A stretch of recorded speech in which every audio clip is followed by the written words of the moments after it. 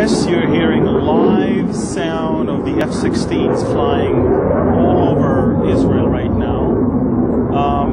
We're not sure if this is a real deal or some sort of an exercise, but what we know is that we are having an interesting situation in the Middle East right now where Bashar al-Assad just fired his defense minister.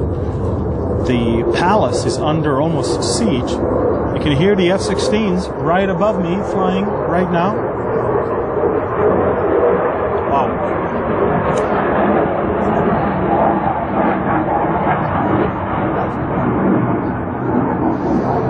So, as I said, the situation in the Middle East is growing more and more interesting. I know it's not the best. This is music to my ear, by the way. F-16s are taking off one after the other right now.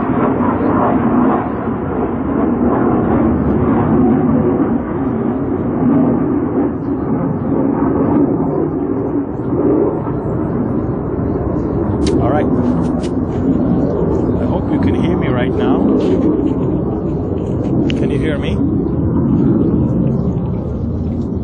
I'm not going to keep that Facebook Live for too long. In fact, I'm not even going to post it on YouTube. This is just to give you an understanding of how things are going on right now. Living in the Valley of Armageddon is exciting. I can hear the takeoffs and landings of most of our aircrafts that are on their sorties in Lebanon and in Syria. And definitely things are heating up all the way there. We've got two different fronts. We've got the Gaza front, where several rockets fell today in southern Israel, and Israel is hitting the Hamas pretty hard. And on the Syrian front, we're having also an interesting situation, and developing situation, dramatic one, where Bashar al-Assad just fired his defense minister. This is the first time it happens, of course, since the whole war had begun. And that's due to the fact that Bashar al-Assad doesn't feel secure anymore in his own palace. The rebels, the Sunni rebels, are literally 5 miles away from his palace. They started a major offensive on December 30th, I believe, and Bashar al-Assad lost so many soldiers. Over 450 of his soldiers were surrounded, were besieged by the rebels, and he is in a very difficult situation right now.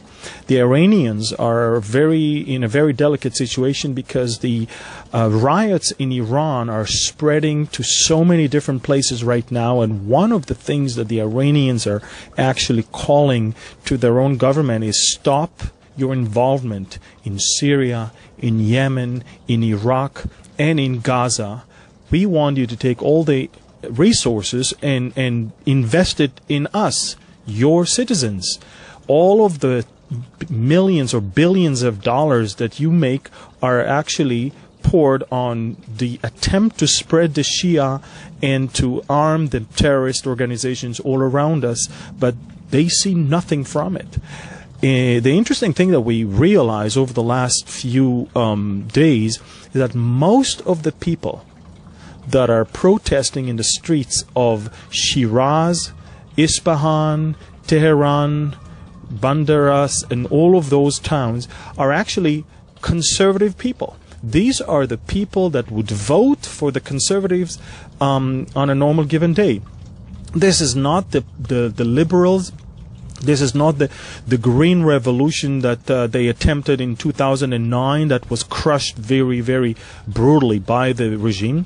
These are the people that would normally vote for the Iranian regime. And now they are under such scrutiny, they're under such a magnifying glass that they're having hard times sending troops to help Bashar al-Assad.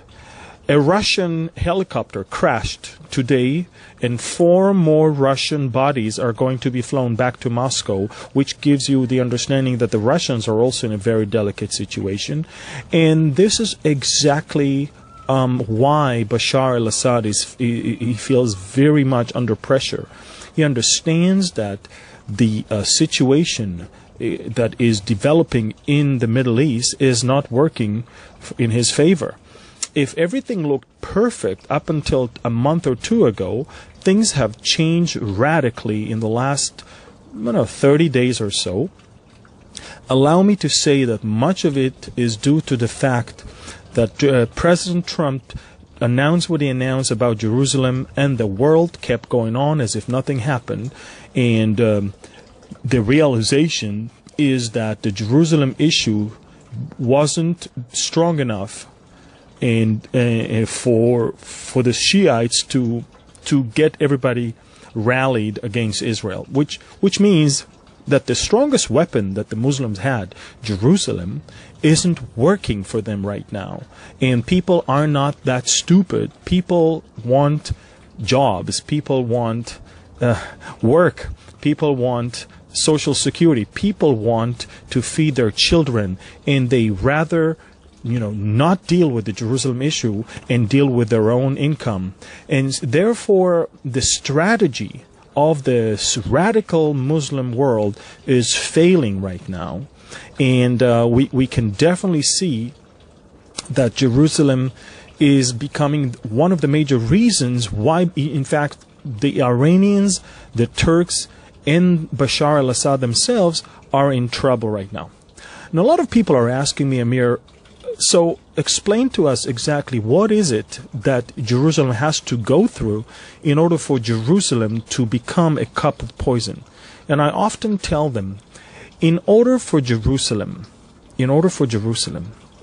to be a cup of poison, Jerusalem has to appeal. Jerusalem has to look good for people first. What is it? A poison. You really don't know that it's a poison. You drink it, and then you're poisoned.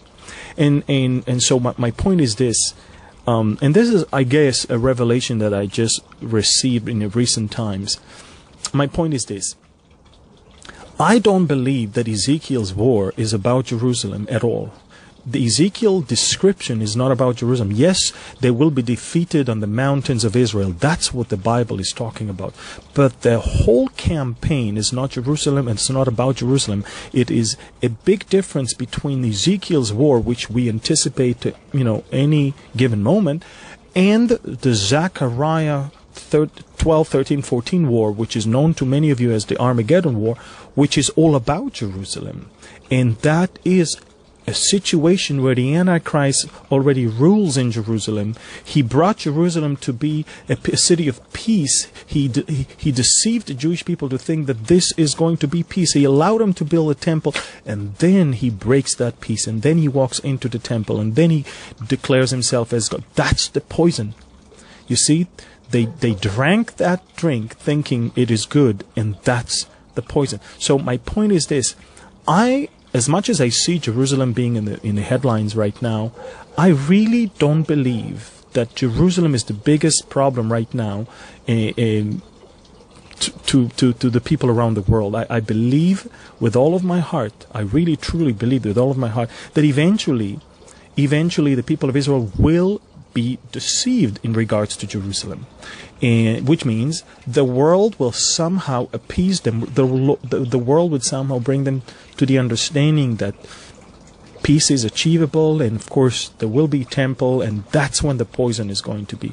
So I'm not in the school of thoughts that right now Jerusalem is the problem and right now everything is around Jerusalem.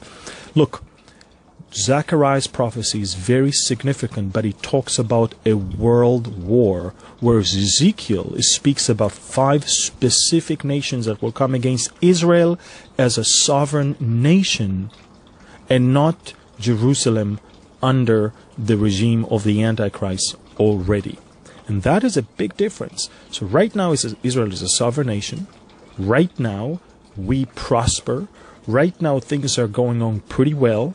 And right now, we are. It's not all about Jerusalem. It will be all about Jerusalem once we will be deceived, once peace will be on the table, and once temple will be built. But remember, watch Damascus. Watch what's going on in Iran. Watch what's going on in Russia. Watch what's going on in Turkey, in Sudan, and in Libya. And that will explain to you how close we are, not to Zechariah's prophecy about Jerusalem, but to Ezekiel's prophecy about Israel as a sovereign nation. Wow. Well, I'm glad you got to get a little bit of understanding of the sounds, the beautiful sound I get to hear often here. I live right next to the Valley of Armageddon behind me, and there's the major Israeli Air Force base right over there. Takeoffs and landings all the time. In Israel, when we have F-16 taking off and landing, normally it's because there's action going on. It's not just exercise. We do exercise during the day, but when night falls, and night had fallen already, that's when the business going on. So just wanted you to experience a little bit, and at the same time speak to you about what is going on right now. Ladies and gentlemen, Bashar al-Assad is in deep trouble right now. Iran is in deep trouble right now. Turkey is in deep trouble right now. And all of that eventually will play a significant role in Ezekiel's prophecy's fulfillment. Thank you